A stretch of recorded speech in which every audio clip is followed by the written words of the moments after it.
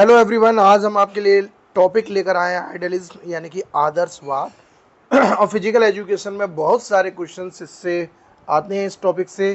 तो चलिए बिना किसी देरी के करते हैं शुरुआत। तो सबसे पहले बात करें कि आइडियलिज्म यानी कि शब्द की उत्पत्ति हुई कहाँ से थी। आइडियलिज्म दो अंग्रेजी शब्दों से मिलकर बना है। तो ठीक है। यानी कि पहला है आपका आइडिया यानी कि आपका विचार यानी कि थॉट, और दूसरा इज्म, इसका मीन्स है आपका सिद्धांत यानी कि डॉक्ट्राइन, और या फिर इसे बोल सकते हैं थ्योरी। तो आइडियलिज्म आपके दो शब्दों से मिलकर बना है, विचार या दूसरा है आपका वाद या सिद्धांत, थॉट जिसे हम बोल सकते हैं। यानी कि आइडिया प्लस आपका थॉट, आइडिया मीन्स हो गया आपका थॉट और इज्म का मीन्स हो गया आपकी थ्योरी। चलिए नेक्स्ट।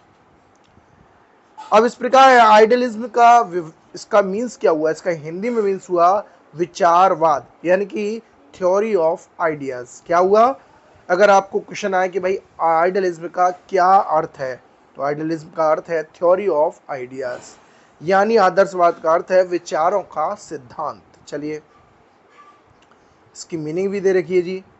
आदर्शवाद एक ऐसा दर्शन है जो विचारों, आदर्शों, नैतिकता और मूल्यों को भौतिक वस्तुओं से अधिक महत्वपूर्ण मानता है।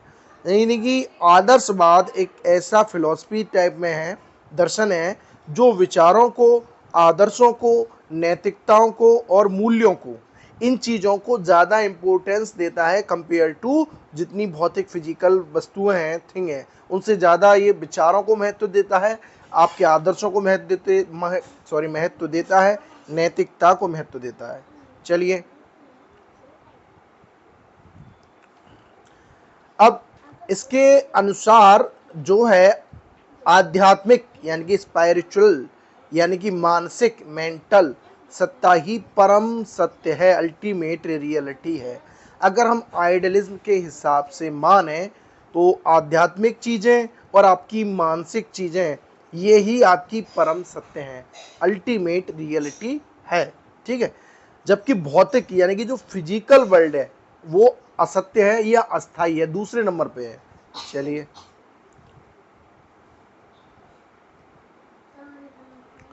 अब बात करते हैं मेन प्रिंसिपल ऑफ आइडियलिज्म। क्या क्या प्रिंसिपल यानी कि क्या क्या सिद्धांत हैं।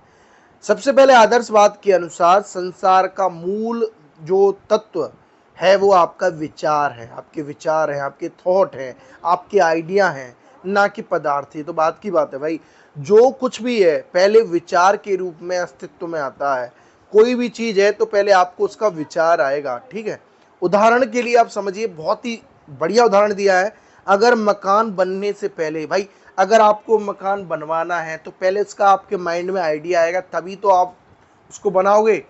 हाँ जी, हमें किसी जॉब की तैयारी करनी है, पहले पहले तैयारी जब करोगे जब आपके मन में विचार आएगा कि हम इस टीचिंग जॉब को भाई पाना चाहते हैं। ठीक है, चलिए अब बात करते हैं इसमें जो है, ये तो पहला हो गया, हाँ सॉरी, विचारों की प्रधानता, ये भी ठीक, एक मिनट एक मिनट। चलिए ये तो हो गया सुप्रीमेंसी ऑफ आइडियाज यानी कि विचार जिसमें। अब दूसरा पॉइंट है इसी का, आध्यात्मिकता यानी कि आत्मा का महत्व, इंपोर्टेंस ऑफ स्पिरिचुअल वैल्यूज। ठीक है, तो आदर्शवाद का मानना है कि मनुष्य का असली स्वरूप क्या है, आत्मा। भाई अगर ये क्या कह रहे हैं, आइडियलिज्म वाले कह रहे हैं कि आदर्शवाद कह रहा है कि मनुष्य का जो असली स्वरूप है वो क्या है, आपकी आत्मा है, सोल है। इसलिए जीवन का उद्देश्य आत्मा का विकास और आध्यात्मिक उन्नति है। तो इनके अनुसार आपकी लाइफ का जो भाई मुख्य एम है वो क्या है, आपकी सोल का डेवलपमेंट करना, आपकी आध्यात्मिकता की उन्नति करना। ठीक है, तो ये चीज़ हो गया। चलिए इसका एक एग्जाम्पल देखिए, सत्य, अहिंसा, प्रेम, करुणा जैसे आध्यात्मिक गुणों को ही सर्वोच्च माना गया है। यानी कि सच बोलना, अहिंसा यानी कि लड़ाई झगड़ा ना करना, प्रेम दिखाना, ये सारी चीज़ें इसी में आती हैं, करुणा। ठीक है, ये आध्यात्मिक गुणों को सर्वोच्च माना है। ठीक है जी, चलिए अब इसका तीसरा पॉइंट है मूल्य एवं नैतिकता की सर्वोच्चता, supremacy of values and morality. Morality यानी कि मोरल वैल्यू जानते ही होंगे आप। आदर्शवाद नैतिकता यानी कि नैतिकता समझ लो, अच्छे काम कहने का मतलब बड़े को आदर करना, जो भी चीज़ है, चोरी ना करना, बहुत सारी चीज़, अच्छाई, सुंदरता, ये कि इन सभी को सबसे पहले रखता है। यह कहता है मनुष्य को भौतिक सुखों की बजाय उच्च नैतिक मूल्यों को अपनाना चाहिए। ये नहीं कि भाई आप सोचो गाड़ी बंगला ये सारी चीज़ें इंपॉर्टेंस है, इंपॉर्टेंस है आप अपनी लाइफ में मोरलिटी के हिसाब से जिए, सभी के साथ अच्छा व्यवहार करें, कोई भी गलत काम ना कर रहे हैं, ठीक है, बड़ों का आदर करें, ये सारी चीज़ें पहले आती हैं। चलिए इसका एक एग्जाम्पल आप देखिए, सत्य बोलना भाई, ईमानदारी रखना यानी कि चोरी चकारी ना करना, इसके अलावा दूसरों की सेवा करना, बड़े बूढ़े बुजुर्ग जो भी हेल्प नीडी पीपल हैं, गरीब लोगों की मदद करना, ये आदर्शवादी जीवन के मूल्य हैं। चलिए अब आता है इनके अनुसार, एक इन्होंने भी ये कहा था ना, भौतिक जगत यानी कि मैटीरियल वर्ल्ड इज अनरियल, इन्होंने असत्य माना है, इसको माना है कि नहीं, किसने माना? आदर्शवाद ने। आदर्शवाद के अनुसार संसार क्या है? कुछ नहीं, टेम्परेरी है, ये माया है, मोह माया जैसे बोलते हैं, इल्यूजन, ठीक है। तो सच्चाई केवल आध्यात्मिक सत्ता है, स्पिरिचुअल रियलिटी है, बाकी सब तो बेकार है, ठीक है। अब इसका एक एग्जाम्पल लीजिए, जैसे ड्रीम वास्तविक नहीं होता, वैसे ही भौतिक संसार भी अस्थायी है। इन्होंने एक तरीके से इसको ड्रीम बताया है, जो भौतिक संसार है कुछ नहीं है भाई, ये सपना है एक तरीके का, बाकी सब, ठीक है। तो ये समझ गए हुए आप। चलिए अब बात करते हैं भाई इस चीज़ को, जो आइडियलिज्म को कौन कौन से ऐसे भाई दार्शनिक हैं, फिलोसफर हैं, जिन्होंने जो मानते हैं और जिनको हम भी मानते हैं, ठीक है। तो सबसे पहले बात आती है भाई प्लेटो की। किसकी? प्लेटो की। बहुत बार क्वेश्चन आता है कि आदर्शवाद के मुख्य प्रवर्तक कौन है भाई, फादर ऑफ आइडियलिज्म, तो वो है आपके प्लेटो। कौन है जी? प्लेटो, ठीक है। अब दूसरे हैं सोक्रात, जिसे बोलते हैं सुकरात, ठीक है, हिंदी में लिखते हैं। फिर है इम्यूनियल कांट, ठीक है, ये भी हैं। तो तीन तो हो गए, प्लेटो, सुकरात और कांट। फिर आपके स्वामी विवेकानंद, महात्मा गांधी। महात्मा गांधी नैतिकता को इन्होंने ज्यादा प्रमोट किया, मोरलिटी को, ठीक है। चलिए अब ये कुछ निष्कर्ष क्या निकल के आया है इस पॉइंट से, यानी कि आदर्शवाद वह दर्शन है जो कहता है कि संसार की सच्चाई विचारों और आत्मा में है। जो भी इस वर्ल्ड में है, ये थॉट्स यानी कि विचारों और आत्मा में है, ना कि भौतिक वस्तुओं में। आपको बता दिया कि इन्होंने कहा सब चीज़ मोह माया है, बाकी सब बेकार है। भौतिक तत्वों को तो उन्होंने ये बताया एक तरीके से सपना है, ये कुछ नहीं है। इसका उद्देश्य मनुष्य को उच्च नैतिक, आध्यात्मिक और आदर्श जीवन की ओर ले जाना है। चलिए इसके बाद आता है आपका, पहले इससे पहले हम थोड़े से इसके एमसीक्यू क्वेश्चंस कर लेते हैं, जिससे क्या रहेगा आपके लिए बहुत बेटर रहेगा ये चीज, ठीक है। चलिए प्रैक्टिस सेट हम बाद में लगाते हैं, सबसे पहले इसको पूरा चैप्टर को ही खत्म कर रहे हैं, ठीक है। अब बात करते हैं हम नेचुरलिज्म की। नेचुरलिज्म में मतलब क्या होता है आपका? प्रकृतिवाद। और इससे पूछा जाए भाई कि ये प्रकृतिवाद जो शब्द की उत्पत्ति हुई थी वो कहाँ से हुई थी, तो नेचुरलिज्म शब्द दो शब्दों से मिलकर बना है। नेचुरल एक तो आपका, दूसरा इज्म। नेचुरल का मतलब होता है प्रकृति और इज्म का मतलब होता है सिद्धांत या फिर वाद, ये तो आपको जानते ही होंगे। चलिए अब नेचुरलिज्म प्रकृति से संबंधित सिद्धांत है, फिलोसफी रिलेटेड टू नेचर, ठीक है। चलिए मीन्स प्रकृति को जीवन और शिक्षा का आधार मानने वाला दर्शन ही प्रकृतिवाद है। अगर पूछा जाए, यानी कि प्रकृति को जीवन और शिक्षा का आधार माना है इन्होंने। किसको माना है? प्रकृति को माना है, ठीक है। चलिए अब इसे सरल भाषा में थोड़ा समझते हैं कि प्रकृतिवाद एक ऐसा दर्शन जो कहता है प्रकृति ही सब कुछ है, यानी कि ये नेचर है ना, यही सब कुछ है, बाकी सब मनुष्य को अपनी शिक्षा, जीवन और विकास प्रकृति के नियमों के अनुसार करना चाहिए। इन्होंने कहा भाई जो भी कुछ करना चाहिए ह्यूमन बीइंग्स को अपनी प्रकृति के ही अनुसार शिक्षा करनी चाहिए, जीवन यापन वैसा करना चाहिए। सारी चीजें ऑल डिपेंड है आपकी नेचर पे, ठीक है। चलिए इस दर्शन के अनुसार प्रकृति ही सबसे बड़ा शिक्षक, टीचर है। उन्होंने क्या माना है? नेचर को ही सबसे बड़ा क्या माना है? टीचर माना है। क्या माना है? टीचर। नेचर को ही क्या माना है इन्होंने? सबसे बड़ा टीचर माना है। मनुष्य को अपने जीवन में वही करना चाहिए जो प्राकृतिक यानी कि नेचुरल और वास्तविक या रियल है। चलिए कुछ इसके फैक्ट है भाई नेचुरल के। सबसे पहले बात करते हैं इसके फाउंडर यानी कि मेन जो आदमी थे। तो ये बहुत क्वेश्चन आता है कि भाई प्रकृतिवाद के पहले प्रवर्तक कौन थे? तो वो कौन थे आपके? रूसो। कौन थे जी? रूसो।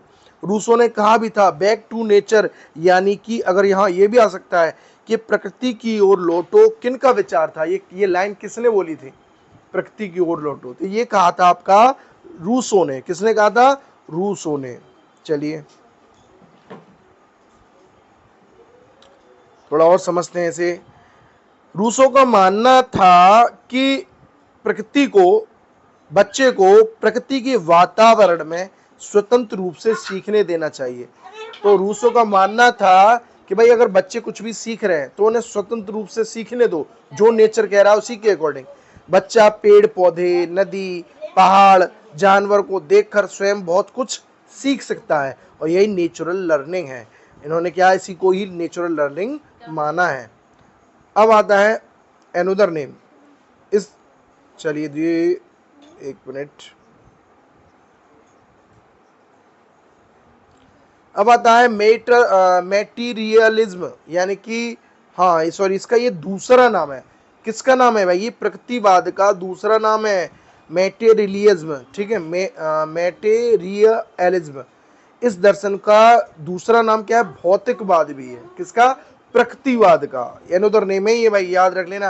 ये आ सकता है कि प्रकृतिवाद को किस दूसरे नाम से जाना जाता है, तो यानी कि भौतिकवाद, मेटेरियलिज्म से नाम से भी जाना जाता है, क्योंकि यह दर्शन वास्तविक वस्तुओं और अनुभवों को महत्व देता है, ना कि काल्पनिक बातों को। भाई इनके हिसाब से काल्पनिक बातें कुछ नहीं, जैसे उसमें मान लेते विचारों को, यहाँ ऐसा कुछ नहीं। ये जो दर्शन है वास्तविक जो रियलिटी है उन्हीं चीजों को मानना है, रियल ऑब्जेक्ट है उन्हीं चीजों को। ठीक है,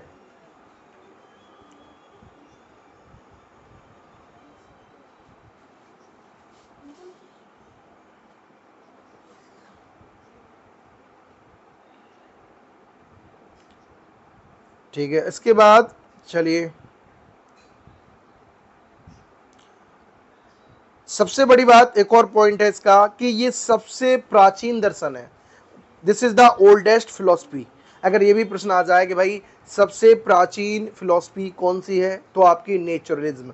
ठीक है, यह दर्शन वास्तविकता यानी कि रियलिटी पर आधारित है, सबसे प्राचीन दर्शन माना जाता है। चलिए इसके कुछ एग्जाम्पल लेते हैं। प्राचीन समय में जो लोग थे वो प्रकृति की पूजा करते थे, जैसे सूर्य की, जल, जो आज भी करते हैं ऐसा कुछ, अग्नि की, वायु की, क्योंकि वे इन्हें जीवन का वास्तविक आधार यानी कि बेस था, जो आधार है, ये सब इसी को मानते थे और यही सोच, इसी को हम बोलते थे नेचुरलिज्म। ठीक है, चलिए नेक्स्ट।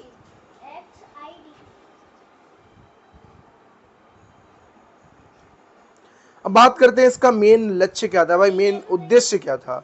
तो कहने का मतलब है play the game for the sake of play, यानी कि खेल को खेल भावना से खेलना, इसका मुख्य लक्ष्य है। किसका? नेचुरलिज्म का। ठीक है, ये बहुत बार आ सकता है क्वेश्चन कि भाई ये आ सकता है खेल को खेल भावना से खेलना, ये किस विचार के तहत था? तो ये था आपका नेचुरलिज्म के तहत। क्या था? नेचुरलिज्म के। ठीक है, चलिए और पढ़ते हैं भाई। नेचुरलिज्म कहता है कि कोई भी काम आनंद यानी कि इंजॉयमेंट और अनुभव के लिए किया जाना चाहिए। भाई जिसमें आपको इंजॉय आ रहा है, इंटरेस्ट आ रहा है, उसी के लिए करना चाहिए, ना कि केवल परिणाम के लिए कि भाई कि ये रिजल्ट आ जाएगा इससे हम खुश हो जाएंगे। नहीं, अगर आपको इंटरेस्ट आ रहा है उस चीज़ को करने में ही, तो वो करनी चाहिए। चलिए इसका एक एग्जाम्पल देखते हैं। जब बच्चा खेलता है तो वह खेल से बहुत कुछ सीखता है, सहयोग की भावना, अनुशासन, ईमानदारी, और यही क्या है? ट्रू एजुकेशन है। यानी कि खेल खेल में बच्चा ये सारी चीजें सीखता है। अच्छा जी, अब बात ये आती है कि ये जो आपका नेचुरलिज्म है, इसमें जो बाल केंद्रित दर्शन होता है, इसे क्या बोलते हैं, बाल केंद्रित दर्शन, यानी कि जो बच्चा होता है इसमें चाइल्ड सेंटर्ड में होता है, उसी को मेन फोकस माना जाता है। यह दर्शन बच्चे को शिक्षा का केंद्र मानता है। यह आ सकता है कि भाई प्रकृतिवाद में शिक्षक को मतलब केंद्र माना जाता है, या बच्चे को केंद्र मानकर जो भी चीजें की जाती हैं। तो आप समझ सकते हो यहाँ बच्चे को सेंटर में रखा जाता है, यानी कि मेन चीज क्या है आपका, बच्चा। ठीक है, चाइल्ड सेंटर्ड फिलोसफी कौन सी है आपकी, प्रकृतिवाद। कौन सी है जी, प्रकृतिवाद। चलिए, प्रकृतिवाद के अनुसार शिक्षा का उद्देश्य बच्चे की स्वाभाविक रुचियों यानी कि नेचुरल इंटरेस्ट के अनुसार उसका पूर्ण विकास, ओवरऑल डेवलपमेंट करना है। ठीक है, चलिए, यानी कि अगर बच्चे को चित्रकारी पसंद है तो उसे जबरदस्ती गणित नहीं पढ़ाना चाहिए, बल्कि उसकी रुचि के अनुसार सीखने का मौका देना चाहिए। मतलब उसके इंटरेस्ट को हिसाब से ही उसी स्टडी करानी चाहिए प्रकृतिवाद का ये। और वाकई में आज के बच्चों में आजकल जो चल रहा है उसी के अकॉर्डिंग बच्चों को देना चाहिए। ऐसा नहीं कि बच्चे को बायो पसंद है नहीं और आप बच्चे से ज़बरदस्ती कर रहे हो कि भाई नीट की तैयारी करो, आपको बायो लेनी है, तो ये सारी चीज़ें। चलिए नेक्स्ट,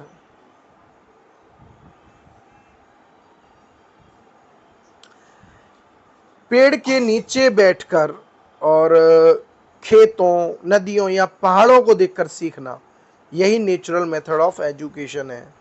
चलिए, शॉर्ट में क्या दे रखा है, चलिए इसके पॉइंट है कुछ, वो भी पढ़ लेते हैं भाई। यानी कि शब्द की उत्पत्ति नेचुरलिज्म से हुई थी। हाँ, रिवीजन हो गया इसी तरीके से। मेन प्रवर्तक कौन थे भाई, रूसो थे आपके। ठीक है, कौन थे, रूसो थे। चलो, दूसरा नाम इसको क्या बोलते हैं, भौतिकवाद भी बोलते हैं, मैटेरियलिज्म। ठीक है, ये प्रकृतिवाद का दूसरा नाम क्या है, भौतिकवाद यानी कि मैटेरियलिज्म। ठीक है, तीसरा आधार क्या है, वास्तविकता और अनुभव, रियलिटी और एक्सपीरियंस। इनका मेन अगर बेस देखा जाए, आधार क्या है, एक तो वास्तविकता पे ज़्यादा जोर देते थे ये। ठीक है, तो प्रकृतिवाद वास्तविकता पर ज़्यादा जोर देती है। इसके अलावा मुख्य लक्ष्य क्या था, खेल को खेल भावना से खेलना। अच्छा, यहाँ चाइल्ड सेंटर्स फिलोसफी थी ये आपकी। आदर्श वाक्य क्या है, प्राकृतिक वातावरण में आपकी शिक्षा। तो प्रकृतिवाद वह दर्शन है जो कहता है प्रकृति ही सबसे बड़ा शिक्षक है। चलिए, और सच्ची शिक्षा वही है जो प्राकृतिक वातावरण में दी जाए। चलिए, ये दूसरा खत्म हो गया आपका प्रकृतिवाद। अब आता है आपका रियलिज्म यानी कि यथार्थवाद। क्या आता है, यथार्थवाद। अब इसकी भी बात करें भाई, ये जो आपका यथार्थवाद है ये दो अंग्रेजी शब्दों से मिलकर बना है, रियल और आपका इज्म। रियल का मतलब होता है वस्तु यानी कि यथार्थ, जो मेन चीज है रियलिटी। दूसरा आपका इज्म यानी कि सिद्धांत। तो फिलॉसफी और रियलिटी इसको कहते हैं। यथार्थवाद वह दर्शन है जो कहता है,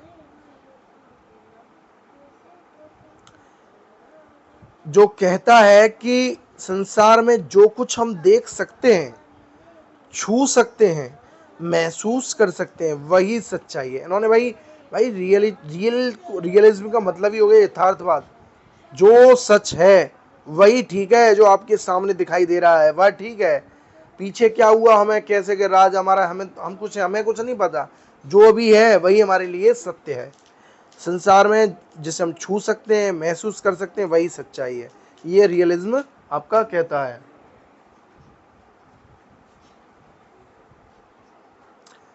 यानी आपका भौतिक यानी कि फिजिकल और वास्तविक चीजें ही सबसे इंपॉर्टेंस हैं आपके लिए।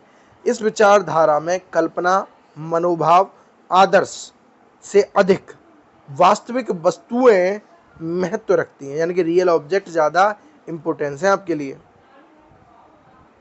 चलिए, मेन प्रिंसिपल ऑफ रियलिज्म यानी कि मुख्य सिद्धांत क्या है इस चीज के भाई, रियलिज्म के। सबसे पहले अगर बात करी जाए, वास्तविकता की प्रधानता, सुप्रीमेसी ऑफ रियलिटी।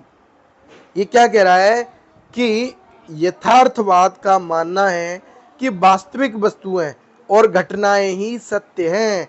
इनका मानना है कि जो चीज वास्तविक है वही, और जो घटना है वही सत्य है। एग्जाम्पल पेड़, जल, मृदा, मिट्टी, जानवर, ये सभी वास्तविकता है और इन्हें देखकर, छूकर और अनुभव करके हम ज्ञान प्राप्त कर सकते हैं। चलिए, अब अस्तित्व पर बल, फोकस और एग्जिस्टेंस, यानी कि इस विचारधारा में जो वस्तुएं मौजूद हैं वही महत्वपूर्ण है। कल्पना या विचार तभी महत्व रखते हैं जब वे वास्तविकता से जुड़े हों। ये नहीं मानते ना तो कल्पना को ना विचारों को, कुछ नहीं, अगर वो वास्तविक चीजों से जुड़ा हुआ तभी वो मानेंगे। ठीक है। अनुभव और प्रत्यक्ष ज्ञान, इसका पॉइंट है भाई। रियलिज्म कहता है कि ज्ञान का स्रोत प्रत्यक्ष अनुभव यानी कि डायरेक्ट एक्सपीरियंस है, ना कि केवल कल्पना। एग्जाम्पल लेते हैं इसका।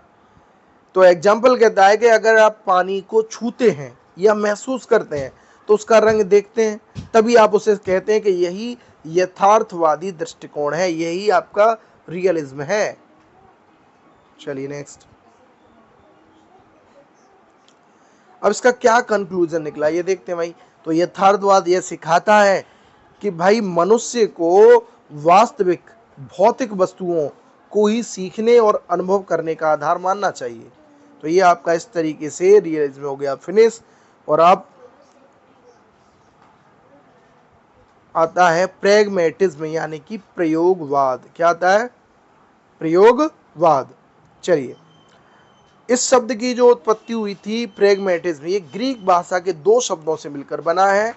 प्रैग्मा या प्रैग्मेटिकोस, इसे बोलते हैं व्यवहार या क्रिया, और दूसरा आपका इज्म यानी कि सिद्धांत या थ्योरी जो भी है। ठीक है, यानी कि प्रैग्मेटिज्म व्यवहार का सिद्धांत, प्रैक्टिकल थ्योरी, जो चीज व्यवहार में आप लाते हैं, प्रैक्टिकल करते हैं, इसी को क्या बोलते हैं? प्रैग्मेटिज्म।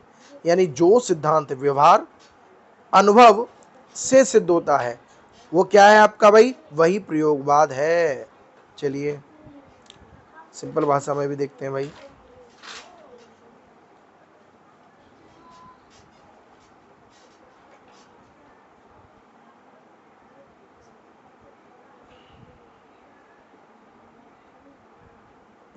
सॉरी,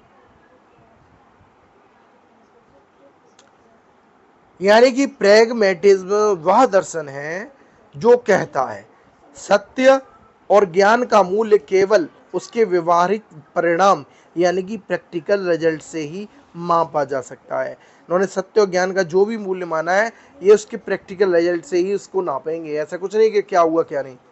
चलिए, किसी कार्य के संपादन यानी कि एक्शन के बाद जो अनुभव एक्सपीरियंस प्राप्त होगा आपको, कोई भी मान लीजिए आपने आज जिम करी, तो जिम करने के बाद जो रिजल्ट आया, एक्सपीरियंस आया, आपने जिम करके क्या अनुभव किया कि भाई आपकी बॉडी लाइट, मतलब अच्छा महसूस कर रही है, फील गुड हो रहा है, सुबह से लेके शाम तक आप अच्छे से कोई भी काम कर सकते हैं।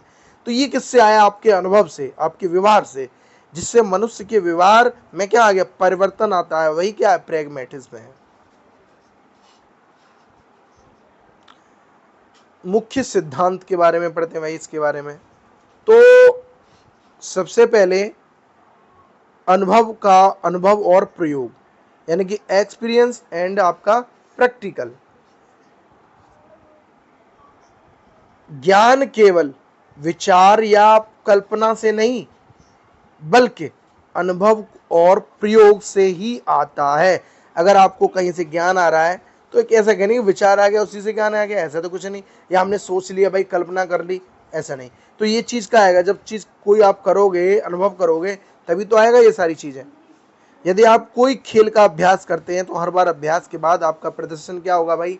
बेहतर होगा। ठीक है, ये इसका एग्जाम्पल दिया है। सत्य क्या है? वैल्यू ऑफ ट्रुथ के इसके मायने क्या है भाई? प्रैग्मेटिज्म के अनुसार सत्य वही है जो व्यवहार में कारगर हो, यानी कि यूजफुल हो आपके व्यवहार में, तो वही सत्य, बाकी सब बकवास है आपके लिए। अब ये दिया है, यदि किसी तकनीकी से आप किसी अधिक समय में तेजी से दौड़ सकते हैं तो वह तकनीक सत्य और प्रयोगशील है। इनका तो भाई जो चीज़ व्यवहार में आ गई उसे प्रैक्टिकली आपने कर लिया तो वही ठीक है, बाकी सब तो कुछ नहीं है। तो ये यही कह रहा है कि भाई तकनीकी से आप अधिक समय में तेज़ी से दौड़ सकते हैं, तो वह तकनीकी क्या है, सत्य है, और वही आपकी प्रयोगशील है। फोकस ऑन रिजल्ट, क्या रिजल्ट है, यह दर्शन केवल किसी कार्य के परिणाम पर जोर देता है, यानी कि आउटकम्स पे ज़्यादा जोर देता है भाई, कि आपने कोई चीज़ करी तो क्या निकल के आया आउटकम्स उसका, ना कि केवल सिद्धांतों या विचारों पे, ऐसा कुछ नहीं है। अगर किसी बच्चे को खेल की नई रणनीति सिखाई जाए तो वह खेल में सफल हो जाता है, तो यह क्या है, प्रैग्मेटिक अप्रोच कहलाती है आपकी यही। क्या कंक्लूजन है इसका, तो सत्य और ज्ञान का मूल्य व्यवहार और अनुभव के अनुसार तय होता है, यानी कि विचार और सिद्धांत तभी महत्वपूर्ण है जब वे विचार और वास्तविक जीवन में उपयोग हो। चलिए यहाँ तक मैंने कर दिया, इसका पार्ट ये ज़्यादा लंबा हो जाएगा तो मैं सोच रहा हूँ इसे, इसके लिए अभी अस्तित्ववाद और जो भी थ्योरी बची है आपकी, सेकंड पार्ट लेकर आऊँगा। तो आशा है मेरा वीडियो आपको बहुत अच्छा लगा हो। प्लीज़ मेरे वीडियो को लाइक करें, शेयर करें, मेरे चैनल को सब्सक्राइब जरूर करें और बेल आइकन जरूर प्रेस करें, जिससे जब भी मेरी आगे की वीडियो आएगी तो आपको सबसे पहले नोटिफिकेशन मिलेगा। हाँ प्लीज़ देखो, वीडियो को लाइक ज़रूर किया करें, मुझे पता लगे कि भाई, जिससे कि मेरे वीडियो को पसंद कर रहे हैं लोग। ठीक है, थैंक्स फॉर वॉचिंग, मिलते हैं नेक्स्ट वीडियो में आपसे।